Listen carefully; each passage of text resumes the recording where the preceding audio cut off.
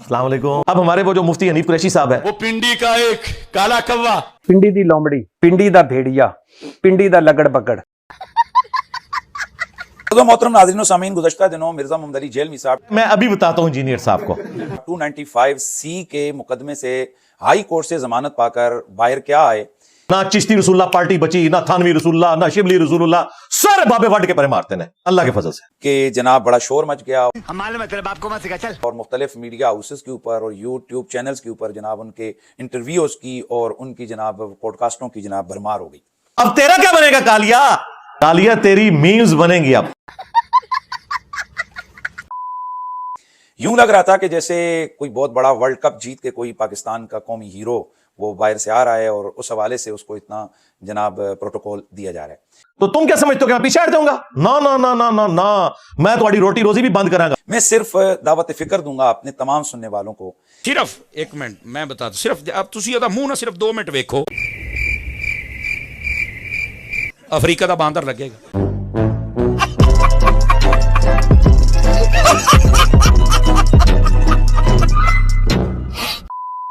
कि ये तौहीने रिसालत के मुकदमे के अंदर ये शख्स चार्ज हुआ था। हम आयत पढ़े, ये बाबों के शेर सुनाए, हम अहदीस पढ़े, ये बुजुर्गों के अकवाल सुनाए। कि जिसने पूरी कौम के सामने अंबिया अलैहिस्सलाम, सहाबा किराम, आले बैत अतार की खुले लफ्जों में बेअदबियां की।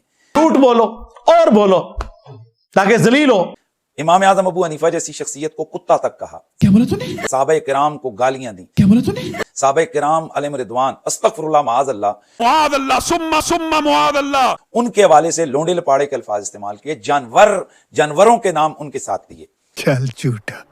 बड़े बड़े अल्लाह के वलियों को गुस्ताख रसूल करार दिया। पाकिस्तान के करोड़ों मुसलमानों को गुस्ताख रसूल और काफिर करार दिया। लख दी लानत आवे तुहाडे ते तुहाडे मनने वाले होते हुए।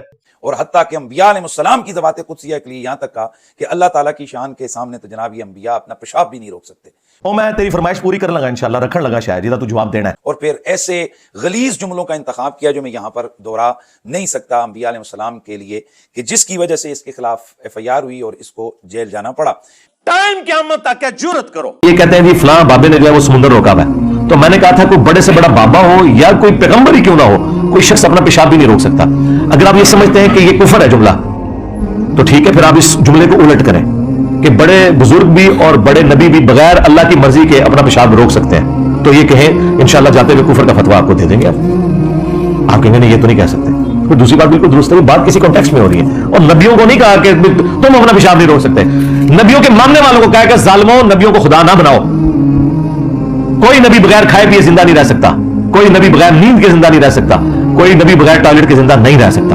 ये मजबूरी है जो अल्लाह ने लगा दी, उसके साथ अल्लाह ताला इन मजबूरियों से पाक है। कुरान में अल्लाह ताला पता क्या कहता है? अल्लाह है जो सबको खिलाता है और खुद नहीं खाता। हाँ, क्या कह रहा है अल्लाह? और फिर ईसा ने मरियम का नाम लेके कह रहा है कि ईसा और उसकी मां रोटी के मोहताज थे। तो क्या अल्लाह ताला ये कह रहा है कि रोटी अफजल होगी ईसा से? जाओ अल्लाह से फतवा लाओ, जाओ जन्नत।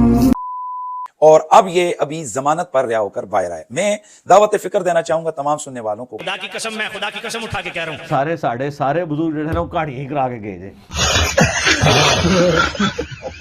कि क्या पाकिस्तान में ऐसे हजारों उलमा, बड़े बड़े दीगर जमातों के लीडरान जो कि पाकिस्तान में इंतहाई बदनामे जमाना कानून जो दहशतगर्दी के कवानीन है यार छड़ दो भाई, कहानी ना कराओ आगे। उनकी भीड़ चढ़े, कई कई साल जेलों में सड़ते रहे। बाहर बाद में यह कहकर अदालतों ने उनको बरी किया।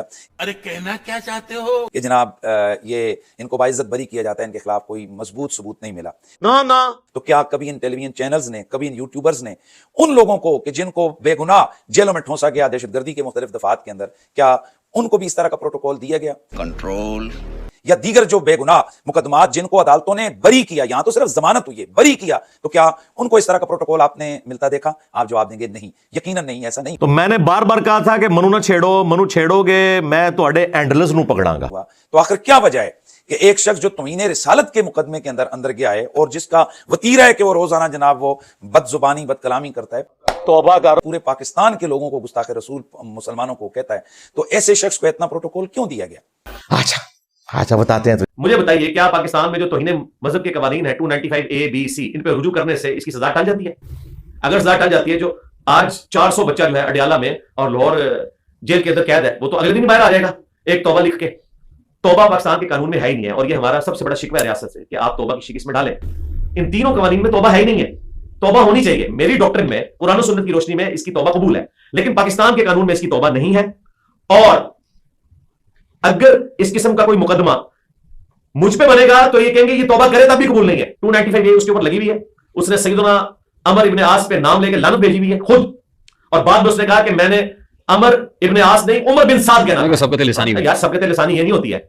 अमर बिन साद होता तो मैं मान लेता, उमर बिन साद और अमर बिन आस में जमीन आसमान का फर्क है। मुझे पता नहीं चला, मैंने 2 पता घंटे बाद नहीं वीडियो चला। बना के बता दिया। मैं आपको बताता हूं कैसे पता चला। ये वीडियो जिसने सारी रिट्रीव कर ली थी, जब इसे पता चला वो एक किसी ने बनाई हुई लीक कर दी, फिर इसको मजबूरन आना पड़ा। इसका कोई भी मुफ्ती बाकी मुफ्तियार को साथ बैठा के चले मैं अगला पैकेज देता हूं, मसला ही खत्म है। ये इतना कॉन्फिडेंट है ना, इसे कहे कि इस्लामी नजराती कौंसिल जो इन फिरकों की है ना, जिसमें 10 बरेलवी बैठे हैं इसके फिरके के और 10 बाकी सारे मिला के हैं, नजराती कौंसिल में अपना केस भेजे कि मैंने हजरत अमर बिन आस पे नऊजुबिल्लाह लानत की है, लेकिन मैंने तौबा कर दी है, बताए मेरी सजा क्या है। वो लिखेंगे 10 साल कैद है आपकी सजा, तौबा कबूल ही नहीं है।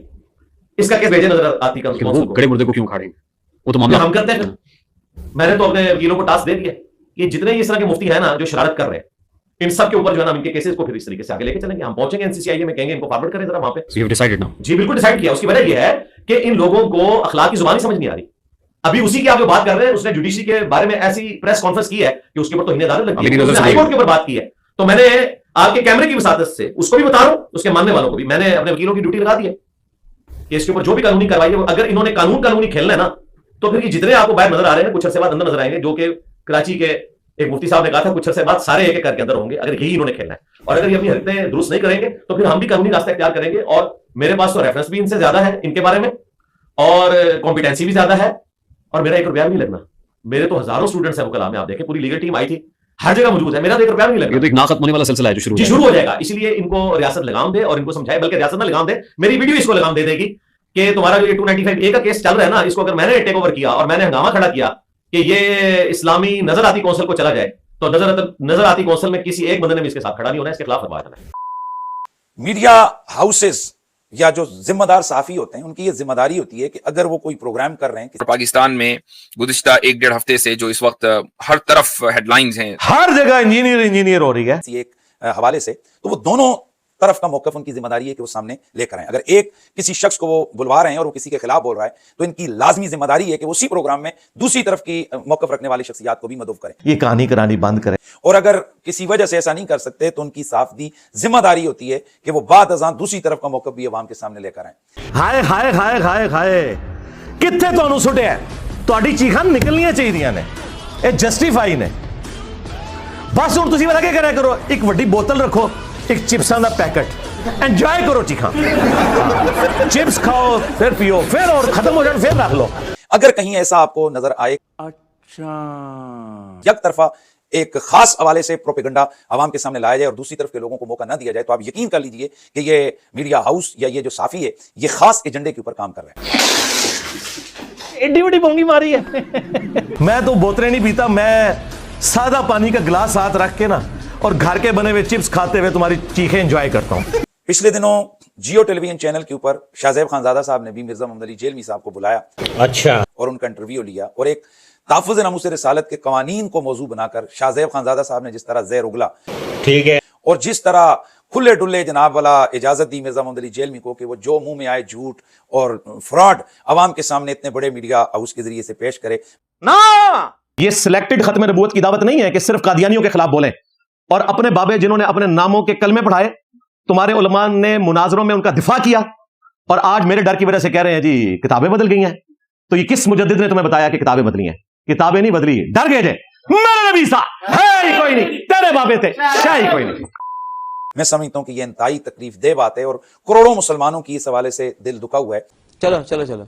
और मैं जियो टेलीविजन चैनल के मालकान से पुरजोर अपील करूंगा कि खुदा के लिए मेहरबानी करें और अपने इन साफियों को समझाएं, चिश्ती चाचू तेरी चाची गई, कि अगर वो किसी एजेंडे पे काम कर रहे हैं तो कम दूसरी तरफ के लोगों का भी एहसास करें, और वो कम अज कम थोड़ा सा हया करते हुए अपनी साफती जो उनकी जिम्मेदारी है उसको भी पूरा करें। हकीकत बात है इनकी कांपे टांग रही हैं, हाँ, यानी कि इनकी टांगे कांप रही हैं, हाँ, कि ये कितना खतरनाक हुआ है हमारे लिए। मिर्जा मोहम्मद अली जेलमी ने एक झूठ बोला कि जफर भट्टी नाम का एक शख्स जो कि बिशप था और वो गुस्ताखे रसूल तौहीन रिसालत के केस में उसको सेशन कोर्ट ने सजाए मौत सुनाई कि हर बंदा अब बाहर निकल के अल्लाह अपना वीडियो क्लिप रिकॉर्ड करा रहा है। तो मिर्जा साहब ने कहा जी कि मैं उस गुस्ताखे रसूल के साथ मेरा अक्सर वक्त गुजरता रहा और मैं उसके साथ बैठ के एक प्लेट में हम लोग खाते रहे। पता लग गया कि स्टेशन तू बोल रहे हैं। और कहता जी कि उसने मुझे ये बताया कि वो बेगुनाह कैद है। और मिर्जा मोहम्मद अली जेलमी साहब ने इसमें कई झूठ बोले। कोई इल्मी बात करें कि हाँ हमने ये बात जो की ये कुरान और सुन्नत में नहीं लिखी हुई, उसका हम जवाब देंगे। पहला झूठ ये बोला कि वो जो जफर भट्टी है, ये जो आंजानी साहब का जो वजीर जो शहबाज भट्टी साहब जिनको कत्ल कर दिया गया था, तो उसने कहा जी कि ये उनका भाई जो एक्स एक मिनिस्टर हैं माइनॉरिटीज के शहबाज भट्टी साहब, जिनको 2011 में असैसिनेट कर दिया गया था, ये उनके बड़े भाई थे जफर भट्टी साहब। और जब मैं वहां पहुंचा, जुमेरात का दिन था 18 सितंबर 2025, तो मुझे रिसीव करने वालों में ये भी शामिल थे। 3 जो चक्कियां थी उनमें एक चक्की मुझे लॉट हुई, एक जो है प्रोफेसर साहब थे वो 8.5 साल से वहां पे थे और इनको ऑलमोस्ट 13.5 साल हो चुके थे वहां पर, और बड़े अच्छे तरीके से इन्होंने रिसीव किया। मेरा हुलिया देख के वो समझे ये शायद कोई स्टॉच किस्म का कोई मजहबी रहनुमा होगा। तो चूंकि वो 2012 में जुलाई में अंदर जा चुके थे, इसलिए सोशल मीडिया की फेम के पॉइंट ऑफ व्यू से वो नहीं जानते थे मुझे। थोड़ी देर बाद कुछ और विषय उनको मिलने के लिए आए। जब उन्होंने मुझे देखा तो अपनी इस जगह से खड़े हो गए। उन्होंने कहा सर आप तो हमारे हाथ के लिए आवाज बुलंद करते हैं। उन्होंने भट्टी साहब को बताया कि कौन है, और उसके बाद फिर मेरे जो अखलाक थे उनसे वो मुतासिर हुए अल्हम्दुलिल्लाह। मैं ज्यादा वक्त उनकी चक्की में गुजारता था, उनके पास एलईडी भी लगी थी, आपका प्रोग्राम भी देखता था मैं रेगुलरली, और उनके साथ डिस्कशन शुरू की। थोड़ा कॉन्फिडेंस जब बहाल हुआ तो उन्होंने फिर मुझे बताया कि ये मेरा फैसला है। मैंने वो फैसला पढ़ा तो मैं दंग रह गया कि खड़ा किया गया।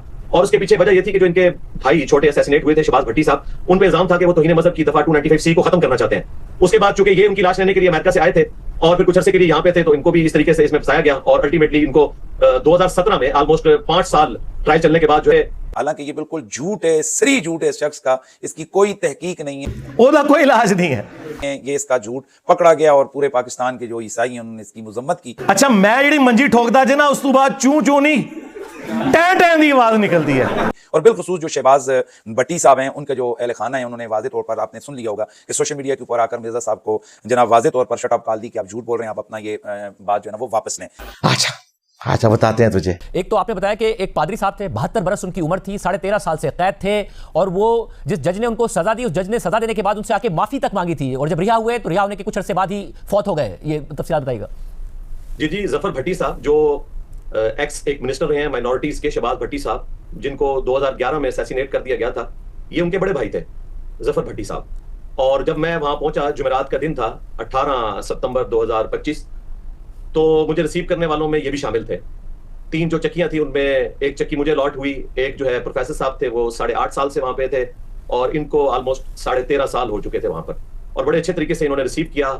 मेरा हुलिया देख के वो समझे ये शायद कोई स्टॉच किस्म का कोई मजहबी रहनुमा होगा।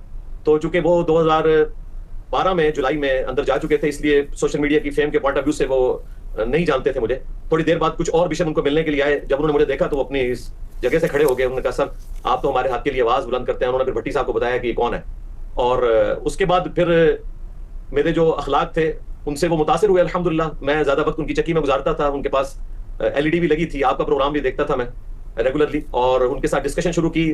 थोड़ा कॉन्फिडेंस जब बहाल हुआ तो उन्होंने फिर मुझे बताया कि ये मेरा फैसला है। मैंने वो फैसला पढ़ा तो मैं दंग रह गया कि उस फैसले में तो कहीं पर भी ये चीज मौजूद नहीं थी कि कोई चीज इन पर साबित हुई हो, बल्कि इनकी कोई एक असिस्टेंट थी, उनका भी कोई टेक्स्ट था, वो भी टेलीग्राफ का टेक्स्ट, उसकी भी तस्वीर खींची हुई, उसकी बुनियाद के ऊपर इतना बड़ा हंगामा खड़ा किया गया।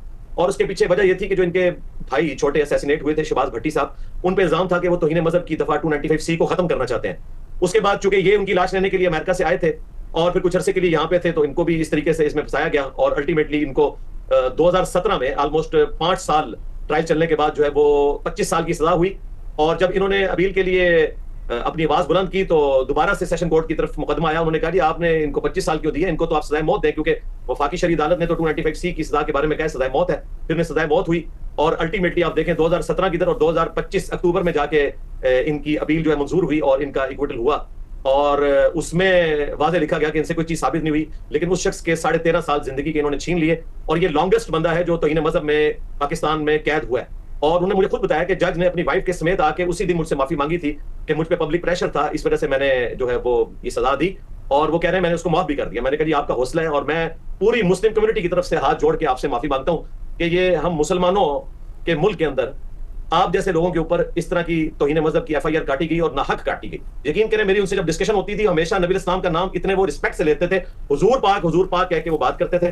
पंजाबी भी बोलते थे, उर्दू भी, चूंकि बेसिकली पंजाबी थे, तो बड़े अच्छे तरीके से डिस्कशन होती थी कुरान पाक के हवाले से, इंजील के हवाले से हमारी लंबी डिस्कशन होती थी। मैं अपना वक्त ज्यादा कोशिश करता था उनके साथ गुजारूं। जब वहां पे सफाई का दौरा होता था बुध वाले दिन और जुमरात को सुप्रीटेंडेंट ने आना होता था, तो मैं उनके साथ मिलकर उनका सारा सामान चक्की से बाहर निकाल के तो बाहर ओपन एरिया में रखता था। ये वहां का SOP है। तो मैं बिल्कुल उनके खिदमत गुजार की हैसियत से उनके साथ था, क्योंकि मेरे वालिद की उम्र के थे ऑलमोस्ट। और उनका इक्विटल हुआ 5 अक्टूबर 2025 को और 2 अक्टूबर 2025 को, और 5 अक्टूबर को उनकी डेथ हो गई। और मुझे बड़ा अफसोस हुआ। मैंने बाहर निकल के सबसे पहले जिन लोगों को फोन किया उनमें उनकी वाइफ भी थी, और मैंने उनसे ताज़ियत की है उनकी वाइफ से। और यकीन करें कि ये बात सुनाते हुए मैंने बड़ी मुश्किल से अपने जज्बात को काबू रखा है। मेरी आंखों में आंसू आ गए जब मैंने उनकी वाइफ के साथ बात की कि मुसलमानों के मुल्क के अंदर इस्लाम के नाम के ऊपर रसूलुल्लाह सल्लल्लाहु अलैहि वसल्लम जो रहमतुल लिल आलमीन है, उनके नाम के ऊपर एक क्रिश्चियन के साथ इस तरह का जुल्म किया गया। साहब, और ज़ाहिर है बहुत ही अफसोसनाक कि इतना लंबा अर्सा वो जेल में रहा, उसके बाद जैसे ही उनको रिहाई मिली और 3 दिन बाद वो फौत हो गए। एक नाबीना शख्स, ऐसे लोग भी तौहीन